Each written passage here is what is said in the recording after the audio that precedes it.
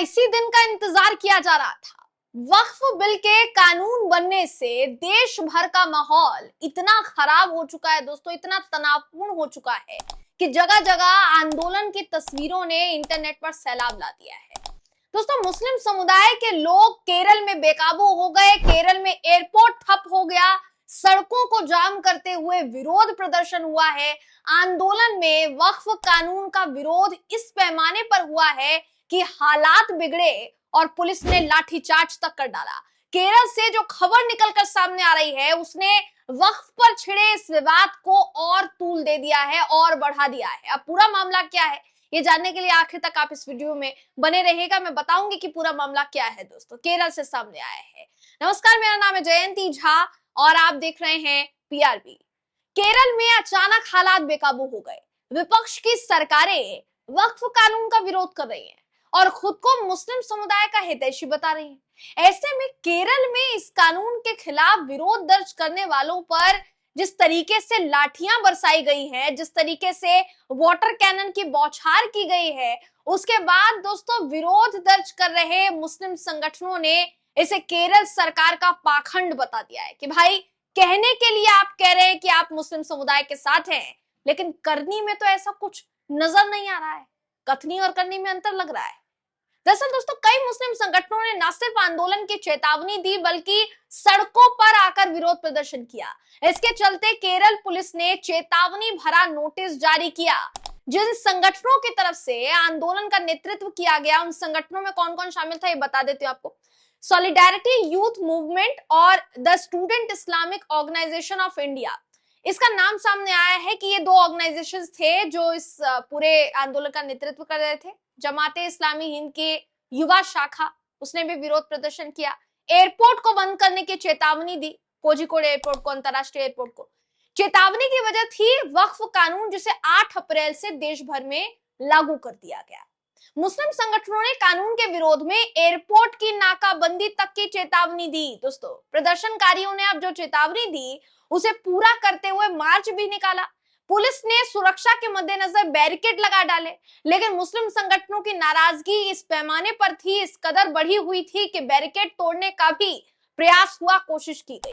जब हालात बेकाबू हुए तो पुलिस ने लाठीचार्ज किया और भीड़ को तितर बितर करने के लिए वाटर कैनन से पानी की बौछार कर डाली। मगर फिर भी प्रदर्शनकारी रुके नहीं दोस्तों, पीछे नहीं हटे। वक्फ कानून वापस लेने की मांग के नारे जारी थे। मुस्लिमों ने एयरपोर्ट के करीब की जो सड़क थी उसके एक हिस्से को पूरी तरीके से ब्लॉक कर दिया और अपना प्रदर्शन जो है वो जारी रखा। खबर है दोस्तों कि ये जो प्रदर्शन है ये इतना जबरदस्त था कि आंदोलनकारियों के साथ साथ कई पुलिसकर्मी भी इसमें घायल हुए हैं। अब आपकी जानकारी के लिए बताना चाहूंगी कि पुलिस ने इससे पहले एक नोटिस जारी किया था।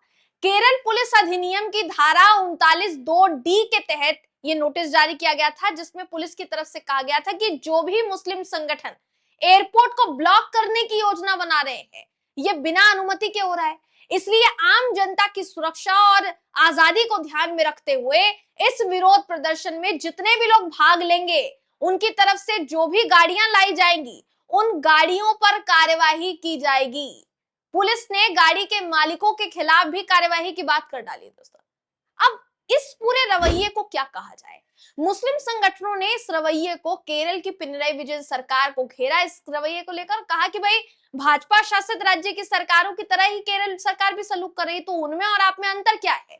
जिस तरीके की भाषा का इस्तेमाल पुलिस ने नोटिस में किया, उसकी तुलना भी दोस्तों भाजपा शासित राज्यों से की जा रही है, यूपी की सरकार से की जा रही है। अब सोचिए कि ये जो हंगामा है ये उस वक्त हो रहा है जब देश भर की विपक्षी पार्टियों की लगभग 12 याचिकाएं सुप्रीम कोर्ट में दाखिल हुई है। सुप्रीम कोर्ट की तरफ से जल्द सुनवाई भी होने की बात सामने आ रही है दोस्तों। मगर फिर सवाल तो ये उठेगा ना कि जब आप ये कह रहे हैं कि भाई वक्फ कानून को लेकर सरकार से आप नाखुश हैं, तो आपने भी मुस्लिमों के खिलाफ लाए गए जो कानून है, तो ये जो विरोध वो कर रहे हैं उस विरोध प्रदर्शन पर ऐसा नोटिस जो आपने उनको थमाया है, ये कहां तक सही है? देखिए दोस्तों, वक्फ कानून को लेकर देश भर में फिलहाल के लिए जो माहौल है वो किसी से छिपा तो नहीं है। ये बात आपकी जानकारी में होगी कि पहले लोकसभा में वक्फ को पारित करने के लिए प्रयास हुए।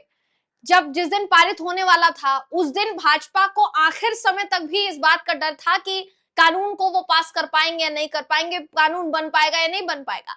इसलिए तमाम जितने सहयोगी संगठन थे उनको एक विहिप जारी कर दिया गया, उनके विहिप को एक निर्देश जारी कर दिया गया कि सबको संसद में उपस्थित रहने के लिए कहा जाए, मौजूद रहने के लिए कहा जाए, क्योंकि अगर ऐसा नहीं होगा तो संख्या बल कम पड़ेगा और कानून पास नहीं हो पाएगा, कानून नहीं बन पाएगा, बिल पास नहीं हो पाएगा। उसके लिए दोस्तों तमाम जितने संगठन थे, माफ कीजिएगा, जितने भी पार्टियां थी, सहयोगी पार्टियां, उनको निर्देश जारी कर दिया गया। और अब हालात ये हैं कि जिन जिन ने इसका समर्थन किया, जिसने भी समर्थन किया इस पूरे बिल का, इस पूरे कानून का, उन सबको इसका खामियाजा भुगतना पड़ रहा है। आप बिहार का ही एक उदाहरण ले लीजिए, लगातार पीआर भी आपको दिखा रहा है कि किस तरीके से नीतीश कुमार, और साथ ही नीतीश कुमार के साथ साथ अगर बात की जाए चंद्रबाबू नायडू की, तो उनको अपनी ही पार्टी के मुस्लिम नेताओं का विरोध किस कदर सहना पड़ रहा है, असंतोष की भावना जो है वो किस कदर बढ़ गई है। ये बात किसी से छिपी नहीं है दोस्तों। जेडीयू में तो इसको लेकर बाकायदा इस्तीफों की झड़ियां लगी हुई हैं, एक के बाद एक इस्तीफे हो रहे हैं। जितने भी लेवल के स्तर के नेता हैं वो पार्टी से अलविदा कह रहे हैं। उत्तर प्रदेश भी इससे अछूता नहीं रहा, क्योंकि उत्तर प्रदेश में आरएलडी जो एनडीए का ही हिस्सा है, सहयोगी पार्टी है, उसने भी आंख दिखा दी बीजेपी को कि भाई जो किया आपने वो सही नहीं किया, क्योंकि उसके नेताओं ने भी पार्टी से इस्तीफा देना शुरू कर दिया।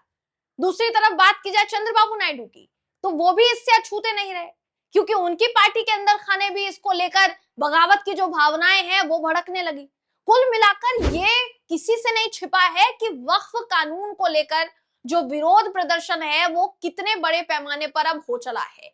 ये पहला ऐसा राज्य नहीं है दोस्तों जहां पर इस तरीके का विरोध प्रदर्शन सामने आया है। केरल के अलावा और भी कई राज्य हैं, खासकर विपक्षी राज्य, जहां इसको लेकर विरोध प्रदर्शन हो रहा है। कई राज्य इसको शांति बनाए रखने के लिए अपील कर रहे हैं, तो कई राज्यों में इस कदर पुलिस लाठियां भाज रही है। अब केरल में जहां ऑलरेडी पिनराई विजयन की सरकार है, कह सकते हैं आप लेफ्ट की सरकार है, वहां से भी अगर ऐसी खबरें सामने आती है कि प्रदर्शनकारियों के साथ इस तरीके का सलूक किया गया है, तो फिर सवाल तो उठेगा कि आप जो सुप्रीम कोर्ट जा रहे हैं, आप जो कह रहे हैं कि ये जो कानून है ये देश भर में भेदभाव पैदा करेगा, मुस्लिम समुदाय के खिलाफ है, फिर उनके विरोध प्रदर्शन को इस तरीके से रोकना, नोटिस जारी करना, और नोटिस में जिस तरीके की भाषा का इस्तेमाल किया गया है वो भाषा का इस्तेमाल फिलहाल कई तरीके के सवाल जो है दोस्तों वो खड़े कर रहा है। ऐसे में अब देखने वाली बात ये होगी कि केरल में अभी जो फिलहाल एयरपोर्ट ब्लॉक करने से लेकर सड़क तक जाम करने की खबर सामने आई, ये कौन सा रूप लेती है, आगे चलकर ये विरोध प्रदर्शन बढ़ता है या फिर नहीं बढ़ता है, क्योंकि केरल सरकार से भी सवाल पूछे जा रहे हैं मुस्लिम संगठनों द्वारा कि आप जो कह रहे हैं वाकई में उसको मान्य करते हैं या नहीं करते हैं। आप जो कह रहे हैं कि आप वक्फ कानून के खिलाफ है, आप वाकई में हैं या नहीं है, यह सवाल पूछा जा रहा है दोस्तों। फिलहाल इस खबर पर आपकी राय क्या है, आप हमें कमेंट करके जरूर बताइएगा। अगली वीडियो में आपसे फिर मुलाकात होगी, तब तक के लिए नमस्कार।